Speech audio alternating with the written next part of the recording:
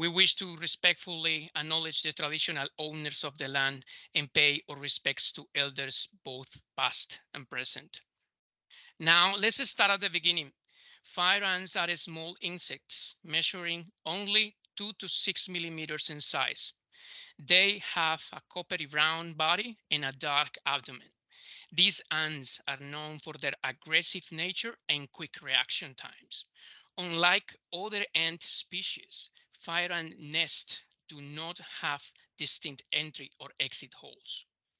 Fire ants are an invasive pest in Australia and pose a significant threat to businesses, the environment, and the way of life. They are voracious and prolific, meaning they consume large amounts of food and reproduce rapidly. One of the concerning aspects is that fire ants have no natural predators in Australia, allowing them to multiply and spread unchecked. They are also highly resourceful in finding ways to expand their territory. Fire ants can spread through various means, such as flying up to 5 kilometers, rafting on floodwaters, and hitchhiking in materials. However, the most impactful way of spread facilitated by humans is hitchhiking in materials like potted plants.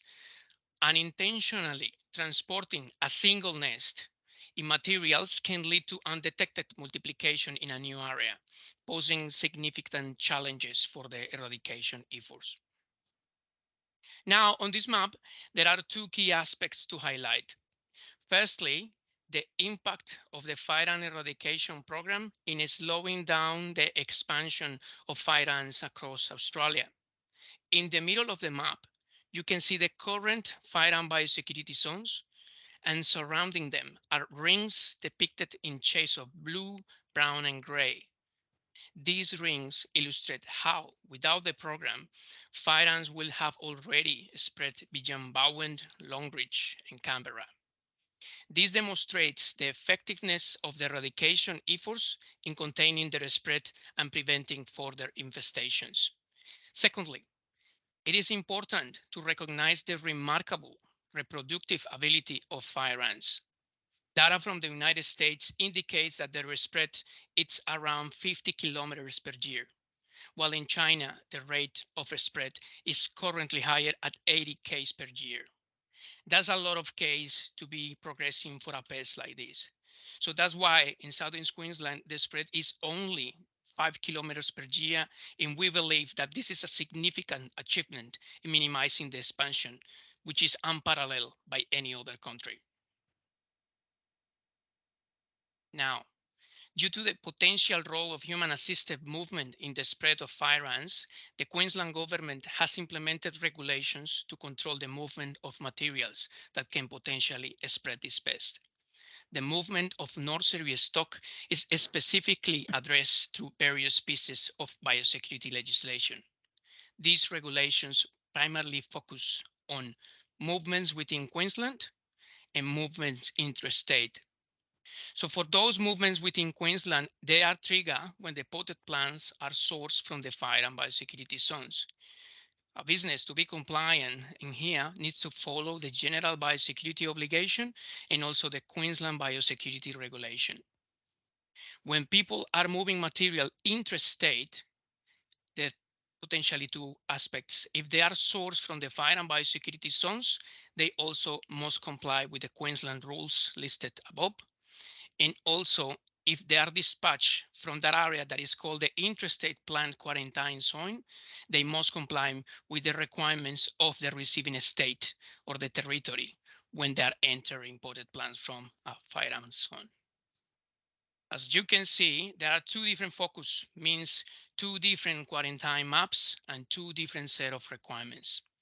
Now, to start to understand this, I would like to invite our expert, Jonathan Will, a fire and program compliance officer, who will explain the rules governing the movement of potted plants sourced from fire and biosecurity zones to various locations in Queensland.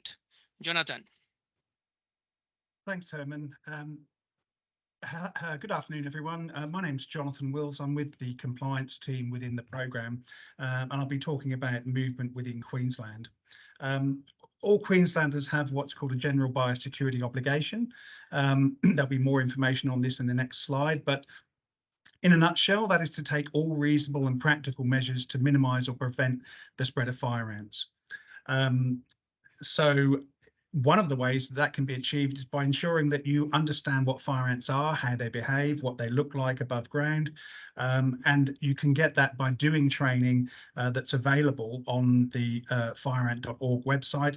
So use the resources that are available, and if you're not sure about anything, by all means just make a call and clarify anything that you need to know. When you're doing those on-site inspections on a regular basis, keep a record of that and ensure that you're meeting your general biosecurity obligation, but also your due diligence under Section 28 of the Act. You also have an obligation under the regulation to report any fire ants that you think are fire ants or that you suspect to be fire ants within 24 hours. Follow the fire ant safe storage requirements and apply chemicals or treatments if you need to prior to movement, and comply with the movement restrictions. Next slide, please, Hemant. So under the Biosecurity Act, as I've mentioned, you have a general biosecurity obligation to manage biosecurity risks and threats that are under your control, that you're aware of, and that you're expected to know about. And this means, as I mentioned before, you have an obligation to report them. You can do that online by going to fireants.org, or you can do it by calling the number there on the screen. Be aware of the fire ant biosecurity zones. They do change and have changed. Be aware of materials that can harbour fire ants. And by all means, inspect materials as often as you can and take any action that you may need to take to treat any fire ants that you find. Next slide, please, Herman. So this is just a diagrammatic illustration of the current biosecurity zones. As I mentioned before, they can change and do, and so that's something to be aware of and to be visiting the fireant.org website to make sure you're up to date. The first biosecurity zone 1, is out there in the west, and that's the area which is where eradication treatment has been carried out over the last 5 years, whereas biosecurity zone 2 is towards the east, and that's the grey area there, and there are suppression treatments going on in that zone as well. So both the zones cover 9 local government areas, and any individual or businesses that work with organic materials or inorganic materials that could carry fire ants are obliged to follow the regulation that apply under this zone. Next slide, please, Herman. So these are a summary of the most commonly moved fire ant carrier materials.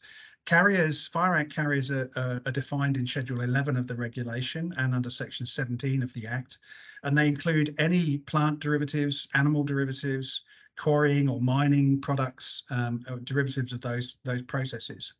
And so it also includes soil. Now that soil there is a reference to unprocessed soil. We're not talking about manufactured soils under that category, but unprocessed soils that are excavated during excavation processes.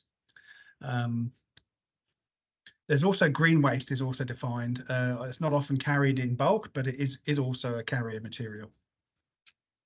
Next slide, please, Herman. So specifically now talking about nursery stock or other carriers for that matter, they can be stored off the ground, and that is above the ground in a position where they can be where the underside of those storage areas can be inspected and covered. So basically, if you're storing a carrier material that's off the ground and covered, then it is effectively compliant. The covering needs to prevent fire ants from being able to fly in and infest material. And it needs, as I said before, it needs to be above ground sufficiently to be able to be inspected. And there should be no bridging material at the bottom of those storages that could allow fire ants to get up and into the products. Next slide, please. When you're storing potted plants that are on the ground, they need to be on a fire ant resistant surface. So if they're covered and stored on the ground, They need to be on that fire ant resistant surface, which could include concrete, bitumen, or any covering material that has that is not able to be penetrated by fire ants. There's a minimum 200 micron thickness of plastic that can be used. And if it's on the ground on a fire ant resistant surface, it also needs to be treated with a perimeter treatment of an appropriate chemical. And that appropriate chemical is bifenthrin in a 30 centimeter wide perimeter. Next slide, please. So if potted plants can't be covered or they're not on a fire ant resistant surface, then the potted plants themselves need to be treated. And there's a range of different chemicals and treatment options available. There are specifically four different chemicals. There's bifenthrin, which is probably the most commonly used. There's also chlorpyrifos, and then there's cyfluthrin and beta-cyfluthrin. Now, some of those can be used as liquid drenches and dips. Others are granular insecticides that can be included in potting media. And then there is an option for spraying with the use of liquid bifenthrin. And we'll go into a bit more detail now of those different options. Next slide, please, Helen. So many nurseries and potted plant producers will use granular insecticides in potting mix. Now you can purchase these as a pre-mix, as you're probably aware, and there are specific requirements in the permits. The permit number there is on the screen. It's per 13 APVMA permit 13959, which is granular bifenthrin. There are specific requirements for how that granular is mixed in with the potting media. It is determined by a calculation, which also involves knowing the dry bulk density of that media, together with a particular quantity of granular, which enables the potted plant to be protected for up to 24 months. Chlorpyrifos, if it's granular, as a flat rate application and mix, which will protect for up to 12 months. You must follow the critical use comments, though, in any of these APVMA permits. It's very important that, along with the actual stipulation of the volumes and concentration of pesticides, that you follow also the critical use comments. Next slide, please, Helen. Drenching and dipping option is often used. Again, you need to ensure that the potting media is thoroughly wetted, so drenching from the top or dipping, allowing the potted plants to be placed in a container which has the premix chemical in that liquid. Bifenthrin using bifenthrin, the potted plants are protected for a period of 28 days before reapplication would be required. Cyfluthrin there is only 72 hours, so a significant difference in terms of the protection period, and the same with beta-cyfluthrin at 72 hours. Next slide, please, Evan. Now, spraying is an option under the permit for liquid bifenthrin, and the details of how to use sprays with the bifenthrin on potted plants. Sorry, there's someone's voice is coming over there. The details there are that the pots should be stored at least 30 centimeters off the ground on a mesh grid of some kind. That spray, the surface of each potted plant the spray must soak into at least 2 centimeters from the surface. And the structural supports for that mesh grid need also to be sprayed to ensure there's no ants crawling up those supports. Next slide, and this is my final slide. This is just a reminder of the importance, as Herman has already alluded to. There have been some recent detections of fire ants in potted plants. So in the first case, a detection of a fire ant queen was made in association with a consignment of potted plants, which was sent from Queensland to Victoria. And that's all I can say about that particular incident at this point, because there's an ongoing investigation in relation to that. But in addition to that, a number of other follow-up compliance checks have also found potted plants infested with mature fire ant nests in a range of different potted pot sizes, and in stock that was for sale, that would in fact, had it not been for intervention, could have been sold and moved to anywhere in Queensland or even interstate. So it's just a reminder that fire ants can live in potted plants and do, and there is a significant risk of them being moved in potted plants. And I'll hand back to you, Herman. Thank you, Jonathan. Please don't forget that during the webinar, you can pop your questions in the meeting chat, and we will be back to them at the Q&A session. So if you would like to reach your compliance teams, you could also call our call center 132523 or through our contact us form in the website. The link is now currently in place by my colleague Jing. It's in the webinar teams chat for your reference if you want to use it. Now I would like to welcome David Isles. He is the Principal Biosecurity Officer from Plant Biosecurity and Product Integrity. He will explain the requirements for the movement of potted plants when moving interstate. David. Thanks, Herman. Alrighty, so Jonathan's done an awesome job in describing what you need to do inside Queensland. So now you want to move pot plants to another state. It's fairly simple, or so we would hope. There's two things you've got to do. The first thing you've got to do is meet everything to move risk material within Queensland. So Jonathan's covered that really well. You've got to meet the controls that are described in the Queensland Biosecurity Regulations. Secondly, you got to meet what the other states have set out. So it's not Queensland's regulations, it's the receiving states that have put these things in place, because Queensland's got fire ants, they don't, and they certainly don't want that. So each state has got slightly different entry requirements. At this stage, most of them require some sort of chemical treatment. So, so what does that mean? Let's have a little bit a closer look again. Next slide, Herman. So you've decided you want to meet the entry requirements for a receiving state. So what do you got to do? You've got to get hold of the receiving state. Get on the phone, describe what you're sending, check what entry requirements they want, call them. Their details are on the web, and see what they describe. We cannot be the biosecurity inspectors here. We cannot be all over 5 different states and territories entry requirements. They do change subtly, and if we get it wrong and advise you, then there could be all sorts of consequences. So you need to meet the receiving stage entry requirements, call them, get it in writing if you can, and then come and speak to us. So first thing you do, get hold of the receiving state. Secondly, most of the time they're going to say you are going to need a biosecurity certificate of some sort. So this biosecurity certificate is going to, it becomes a legal document in effect. It's going to be declaring that certain conditions that the receiving state has set have now been met. So it seems fairly simple. Really important, please do not send potted plants to another state without any certification at all. Just because you've been told or you know that you meet the Queensland regulations, it doesn't mean to say you meet the interstate requirements. Get a hold of us and let's work with you and get it done. Now have a look at in the second point over there. They're talking about an IPQ zone, the Interstate Plant Quarantine zone. There are subtle differences. Next slide, Herman.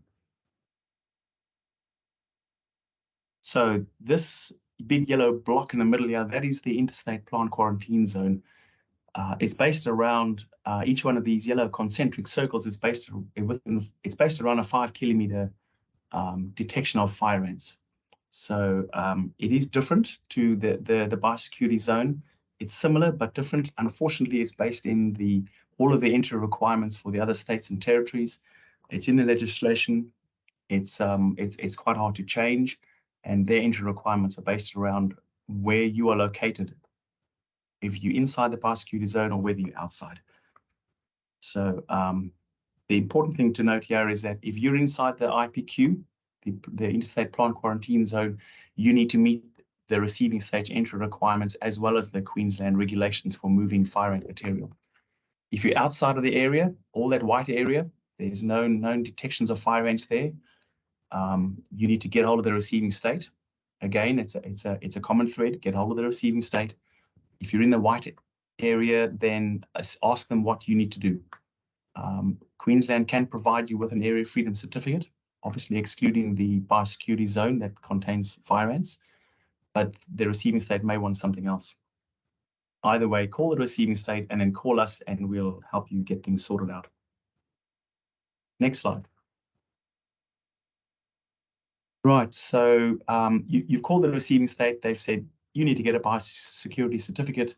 How do you get that? So call us and we will describe what is on the slide now. Basically, you've got three options. You can get us to come on site and we can assist you with getting your consignment ready and meeting the receiving state's entry condition. So get us onto the site, or you can do it yourself. Basically, you can become a authorized certifier by becoming accredited under an accreditation arrangement. At the moment, hopefully most of you have heard about ICA 39, which is an interstate certification assurance arrangement, and it involves you doing a whole lot of things which prove that you are treating your plants with a chemical before you send them away. There's all sorts of record keeping and that sort of thing. If that's what you choose to do, then it's available and we can help you do that. There's a third option at the bottom there, and you can speak to your industry reps and you can become accredited under a biosecurity accreditation scheme, such as the Biosecurity HACCP. Talk to your industry reps and see if that's appropriate for you. So how to decide? Next slide, Herman. So of those three choices, it's really reasonably clear. You've got to decide what it's going to cost. If you're one of these guys who are really big, you send every day, possibly multiple times a day, work out how much that's going to cost you. If we have to turn up every day on your property, it's going to cost you substantially more than having your own accreditation. So it depends how frequently you send. It depends how flexible you are. If you want to send at 6 o'clock in the morning, 7 days a week, it's going to be quite hard to get a biosecurity inspector on your site. There's not enough of us around to service all of you. So work it out. Possibly an accreditation is the better way to go. Of course, if there is not an accreditation that meets your need, then that's another conversation altogether. You may have different types of products that possibly the chemical treatment method is not going to work. So in summary, you need to choose the certification option that best fits your needs. There are fees involved. All those sort of details, you need to get a hold of us and we can fill you in. I hope that's reasonably clear. It's never as simple as that. So looking forward to talk.